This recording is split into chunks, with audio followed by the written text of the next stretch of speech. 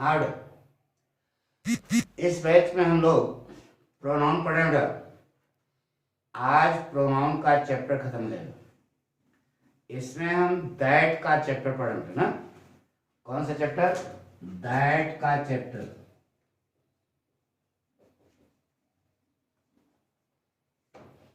That का chapter जो पढ़े बेटा, इसमें 2 पॉइंट हमने आपको बता दिए। पहला, सच और सेम के बाद अगर मानो जात आवे तो उसके बाद दैट रिलेटिव प्रोनाउन दैट लगाना ज्यादा अच्छा है। सच और सेम के बाद वस्तु या जानवर आवे तो उसके बाद रिलेटिव प्रोनाउन एज लगाना चाहिए। ठीक है। अगला पॉइंट थर्ड है कि indefinite pronoun all, nothing, everything, none, no one, nobody, इनके बाद अगर रिलेटिव प्रोनाउन लगाना तो क्या लगाना? दैट। अब लगा देखो, सुपरलेटिव डिग्री।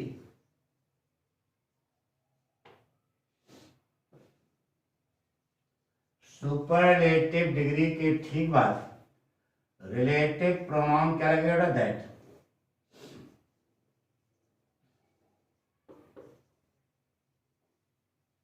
फोटो बना लो। सुपरलेटिव डिग्री के ठीक बाद अगर रिलेटिव प्रोनाउन लगाओगे तो वह क्या होगा? दैट। इसे कहा था this is the best, this is the best which you should do. यानी क्या है? तो द बेस्ट सुपरलेटिव है, इसके तुरंत बाद जो आपने रिलेटिव प्रोनाउन लगाया, फिक्स लगाया, गलत हो गया बेटा। क्या होगा? दैट। जिसे कहा the way, the way is the shortest, the way is the shortest which leads to Agra. गलत है बेटा। क्या होगा? The way is the shortest, superlative है, आगे रिलेटिव प्रोनाउन क्या लगेगा? दैट। जैसे कहा बेटा this business is the most profitable, profitable which we must adopt, which we must adopt। गलत है। क्या होगा? द मोस्ट प्रॉफिटेबल सुपरलेटिव है, which का प्रयोग करोगे क्या हो जाएगा? दैट। गलत है। तो which नहीं लगेगा, यहां पर क्या लगेगा? दैट। नोट। इसे कहा the question is the easiest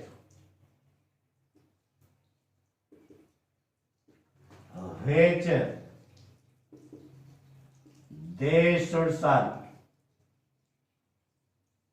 they should solve। गलत हो गया। तो which की जगह क्या लगेगा? दैट। सीधे कहा कि सुपरलेटिव डिग्री के ठीक बाद अगर कोई रिलेटिव प्रोनाउन आता है तो वह दैट ही आता है। क्या आता है? दैट। मिटा दें।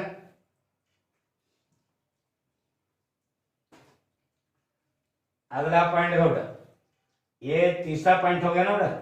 चौथा लिखिए।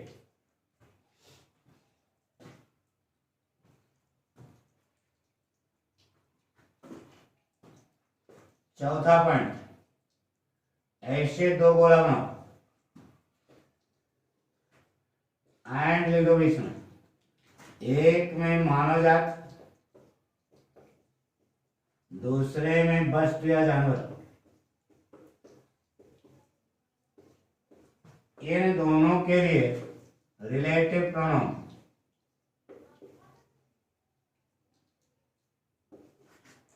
दैट ही है। ऐसे फोटो बना लो।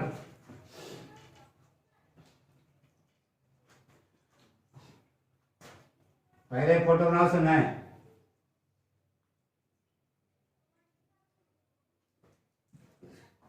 क्या सिखाना बेटा? दो चीजें हैं, एक मानव जात की है, दूसरी वस्तु या जानवर है। दोनों किससे जुड़े हों? एंड से।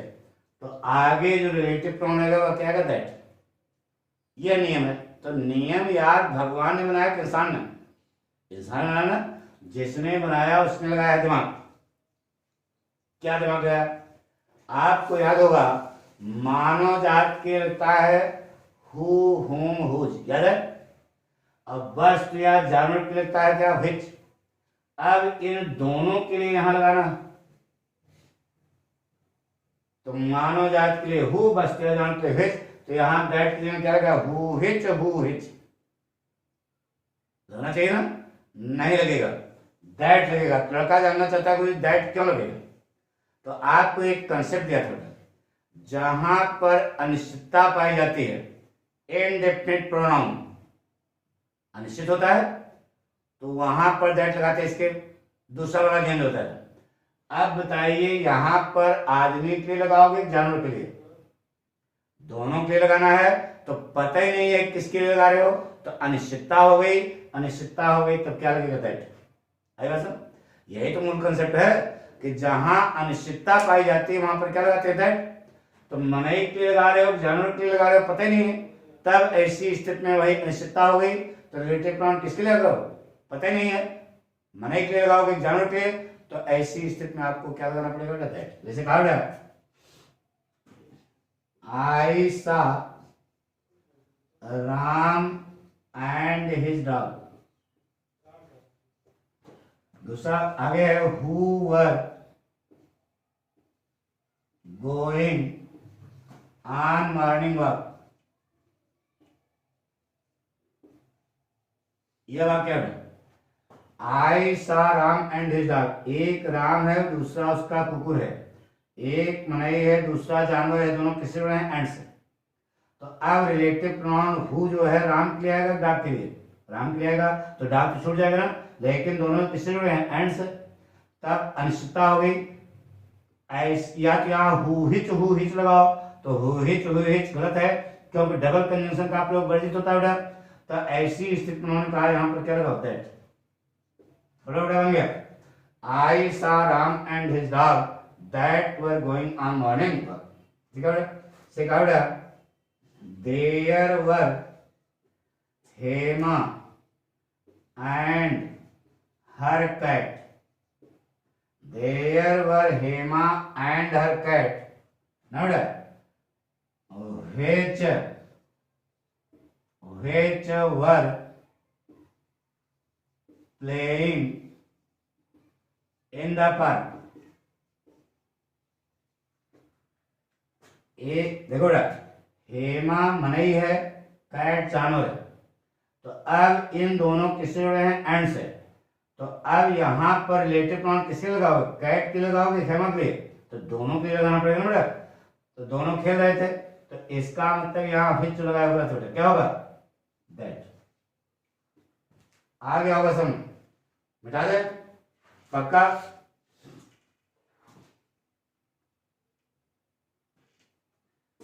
देखो बेटा इसे लिखा the man and the tree. The man and the tree who were permanent things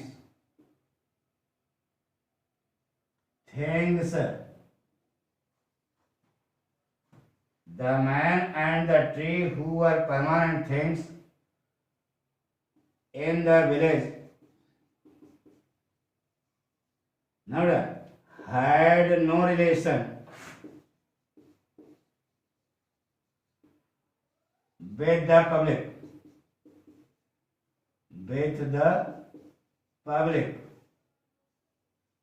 यह वाक्य है। अब एक मनई है, दूसरा पेड़ है, यानी एक पढ़े है दूसरी वस्तु है, दोनों किससे जुड़े हैं? एंड से। तो यहाँ किसके लिए लगा रहे हो? हु। मैन पे आएगा, ट्रिक पे थोड़ी आएगा। इसका मतलब वाक्य आपका गलत हो गया। हु की जगह क्या लगाओगे? तो दैट। दो चीजें जिसमें एक मानव जाति है, दूसरी वस्तु या जानवर है, दोनों किससे जुड़े हों? एंड से जुड़े हों, तो रिलेटिव प्रोनाउन क्या लगाएंगे? दैट। तो दैट क्यों लगाएंगे? समझ आया? क्योंकि मानव जाति पे हु लगाओगे, ट्रिक ले क्या लगाओगे? विच। तो यहाँ पर तो दोनों पे लगाना है ना, तो अनिश्चितता हो गई, अनिश्चितता हो गई, क्या लगाओगे? दैट। बात पक्की? आ गया समझ? अगला नियम देखो बेटा, पांचवा नियम। पांचवा नियम है, देख लो बेटा, इंट्रागेटिव प्रोनाउन।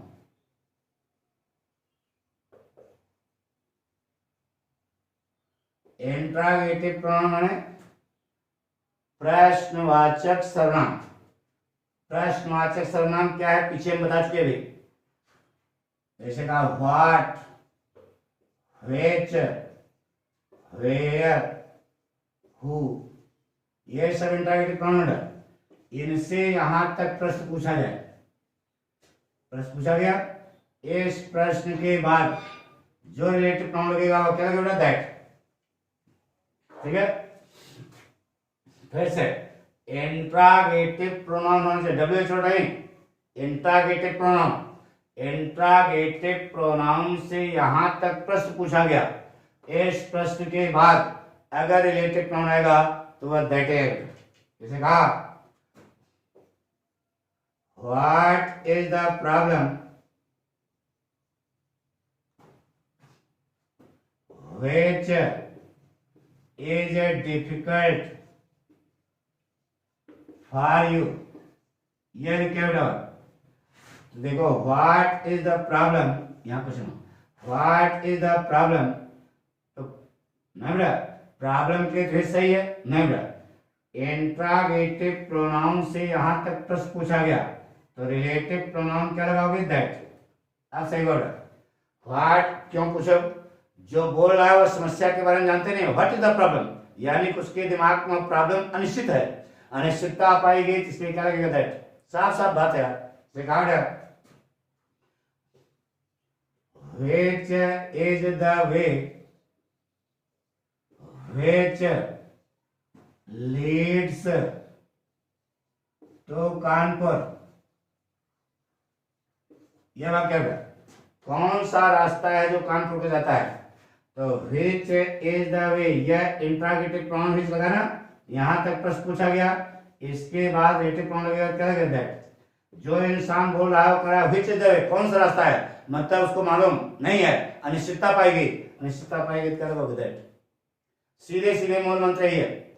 मानव जाति है तो हु मुझ लगाओगे, वस्तु या जानवर है क्या लगाओगे? हिच। बाकी जितना जहां अनिश्चितता पाई जाए वहां पर क्या लगाओगे? दैट। से कहा where is the book, where is the book which I gave you yesterday। देखो बेटा क्या गलती है, वेयर इज द बुक, यह इंट्रागेटिव प्रोनाउन से यहां तक प्रश्न पूछा गया, इस प्रश्न के बाद रिलेटिव प्रोनाउन जो आपने विच लगाया गलत है, क्या होगा? दैट। पता ही नहीं वो कहाँ है बेटा, पता ही नहीं। आ गया बेटा? जैसे कहा बेटा हु इज ए ही, वह कौन है? Who abuses you? Who is he who abuses you? तो who is he या इंट्रागेटिव प्रोनाउन है। अब इसके लिए माना जाते हैं तो who सही है, लेकिन क्या था इंट्रागेटिव प्रोनाउन से यहां तक प्रश्न पूछा गया, इस प्रश्न के बाद रिलेटिव प्रोनाउन क्या लगेगा? That. Who is he that abuses you? आ गया होगा समझ, बात पक्की? तो ये हमने दैट का चैप्टर आपको बताया, ठीक है। एक पॉइंट छूट गया था हमारे अनुसार, उसको आप नोट कर लो। आपको कहीं पढ़ाया बेटा each of, everyone of, either of, neither of, one of, which of, any of, none of के बाद जो कर्ता आएगा वह बहुवचन का होगा, वर्ब एक जन की आएगी, पॉजिटिव केस भी एक जन की आएगी। वहां पहुंचा जरा, जहां हमने पढ़ा था each of, every one of, either of, neither of, one of, which of, any of, none of के बाद जो कर्ता आएगा वह बहुवचन का होगा, वर्ग एक वचन की आएगी, और जब वर्ग एक वचन की आएगी पश्चिम केस भी एक वचन का आएगा। देखो कहीं पढ़ाया, अरे यार पीछे देखो, पढ़ा दिया ना बेटा। अब उस पर एक कंसेप्ट हमने छोड़ दिया, थोड़ा दिमाग सुधर गया है।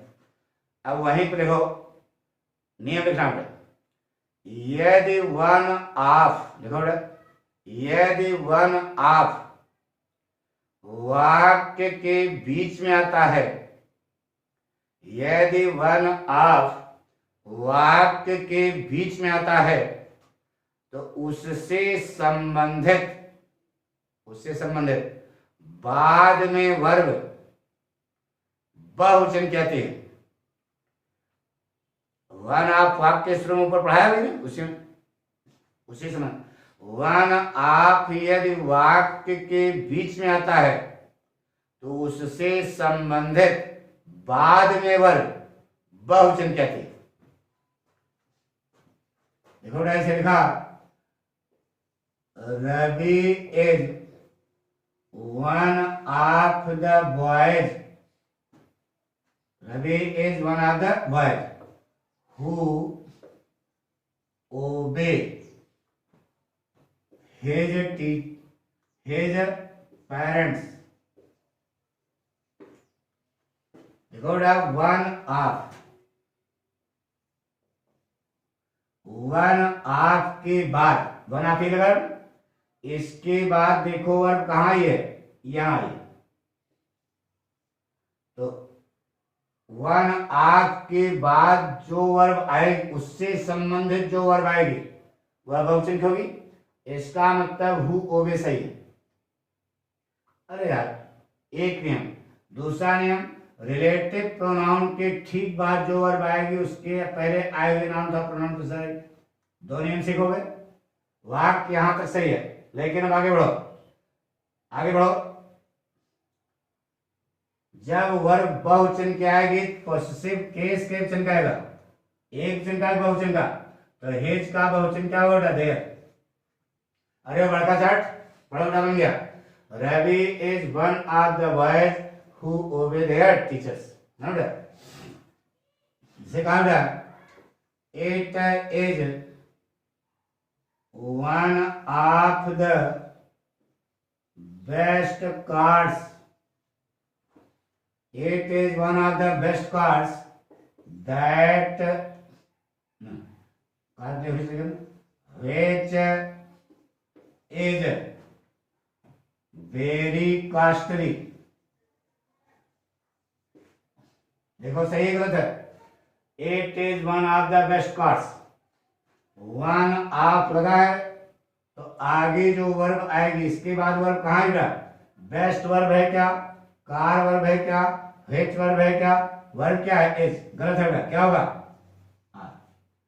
It is one of the best cars which are very costly. Jaya is one of the students, Jaya is one of के आगे नॉन आएगा बहुवचन का होगा तो पहले बता दिया, लेकिन अब बीच में आया देखो वर्ब आगे वर्ब आती है। Jaya is one of the students who does her homework daily. आइए, वन ऑफ वाक्य शुरू है, वाक्य बीच में है, उससे संबंधित जो बाद में वर्ब आएगी तो बताइए इसके बाद वर्ब स्टूडेंट्स है क्या, नहीं, हु है क्या, नहीं, तो वर्ब क्या है, डज। इससे संबंधित बाद में जो वर्ब आएगी वह किस चिन्ह होगी, बहुवचन की, तो यहां पर डज होगा, डू होगा, डू होगा। अब एक नियम हो गया। दूसरा नियम, रिलेटिव प्रोनाउन क्या लगा, हु के पहले क्या है, स्टूडेंट्स है, तो स्टूडेंट्स के साथ डू लगेगा, डज लगेगा, डू लगेगा। दो नियम ठीक हो गए। आप देखो जब वर्ब बहुवचन की आई, वर्ब बहुवचन क्या है ना, तो इसके बाद जो पश्चिम केस आएगा वह एक वचन का होगा बहुवचन का, बोलो बहुवचन का होगा ना, तो हर का बहुवचन क्या होगा बेटा, देयर। पढ़ो बेटा, बन गया। Jaya is one of the students who do their homework daily. आ गया होगा सुन, पक्का। एक पॉइंट और लिखो, एक पॉइंट और लिखो। ओनली वन ऑफ लिखो, वहीं लिखना जहां आई उसी में। ओनली वन ऑफ के बाद, ओनली वन ऑफ के बाद वर्ब एक वचन की ही आती है। ओनली वन ऑफ के बाद वर्ब एक वचन की ही आती है, पक्का नोट कर लिया। लिखा है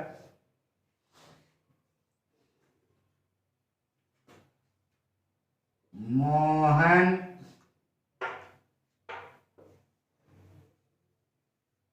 is only one of the players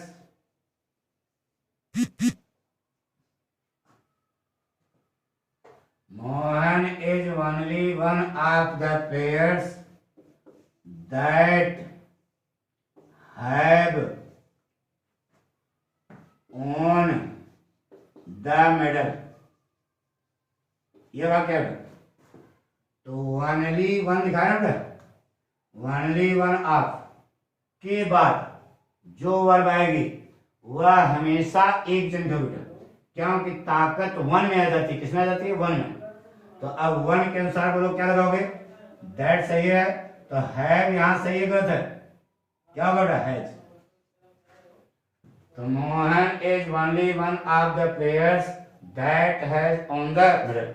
इसे कहा बेटा,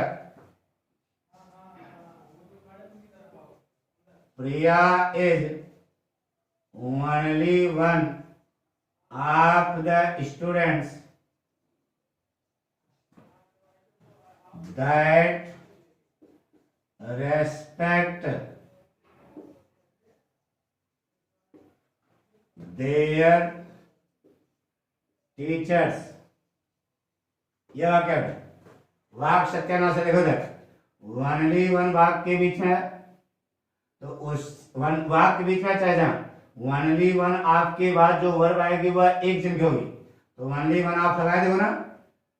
अब आगे वर्ब स्टूडेंट्स है, दैट है, क्या है? रेस्पेक्ट वर्ब है, तो ओनली वन के आगे जो वर्ब आएगी वह हमेशा एक वचन की होगी, तो रेस्पेक्ट होगा, रेस्पेक्ट्स होगा, रेस्पेक्ट्स होगा, क्योंकि ताकत यहां वन में आ जाती है। किसमें आ जाती है? वन में। तो वन के अनुसार वहां पर लगेगा।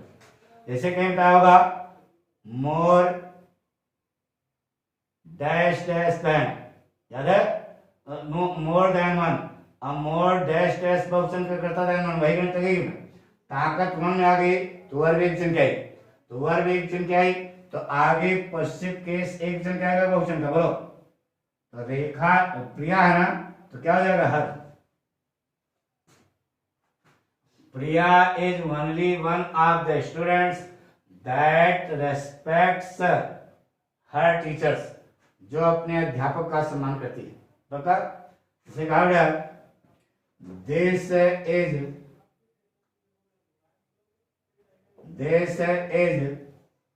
only one of the novels that are interesting। गलत है, क्या होगा? ओनली वन लगा ना, आगे इसके वर्ड देखो क्या? ओनली वन ऑफ लगा है, द नॉवेल्स वर्ब है क्या? दैट वर्ब है क्या? वर्ब क्या है? आर। गलत है, यह क्वेश्चन का उड़ा एक क्या बना उड़ा? This is only one of the novels that is interesting. यह ऊपर उन उपन्यासों में से केवल एक है जो बहुत मुश्किल है। पक्का कॉन्सेप्ट क्लियर हो गया? कि यह सब कुछ हमने आपको बता दिया बेटा प्रोनाउन के बारे में। तो आपको सलाह देते हैं कि पूरा जितना हमने प्रोनाउन पढ़ा आज से कल इस समय तक पढ़ डालो। यूट्यूब पर सब अवेलेबल है। अगर आपको अवेलेबल नहीं है तो आप पूरा कोर्स पाठक का खरीद लें, तभी कल्याण होना है। पास तो हो जाओगे इंटरमीडिएट, लेकिन कल्याण तब होगा, कल्याण मतलब किसी लायक तब बनोगे जब पाठक के पढ़ाए हुए पूरे नोट्स को आप तैयार करोगे। अब बहुत सरल बताया है, कोई कठिन नहीं है। अंग्रेजी सबसे सरल भाषा है, इस पर विश्वास करो पाठक पर। अगर पढ़ लिया तो निश्चित है कि एयरफोर्स, रेलवे, बैंक, समझ गए, जहां जहां तुमको अंग्रेजी IAS PCS बताते हो आपको कभी कोई प्रॉब्लम नहीं हो, कभी नहीं प्रॉब्लम हो। Thank you.